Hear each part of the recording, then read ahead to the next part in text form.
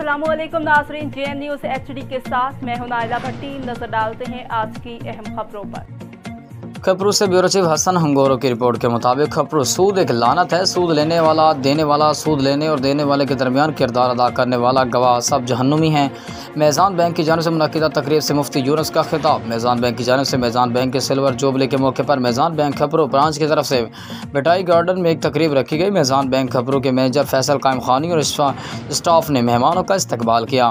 तकरीब में शहरियों, ताजरों और सहाफ़ियों ने शिरकत की। इस तकरीब से खिताब करते मुफ्ती यूनुस ने कहा कि हर मुसलमान को चाहिए कि वो सूद से बचें, क्योंकि कुरान में अल्लाह ताला ने सूद खाने से कई दफ़ा मना फरमाया है।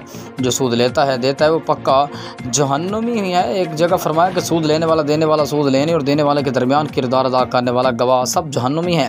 मेज़ान बैंक आपकी रकम को हलाल तरीके से और हलाल कारोबार में लगाती है, जिसकी वजह से पाकिस्तान में इस कदर तरक्की की रफ्तार 23.7 तक और आम बैंकों की 7.2 है।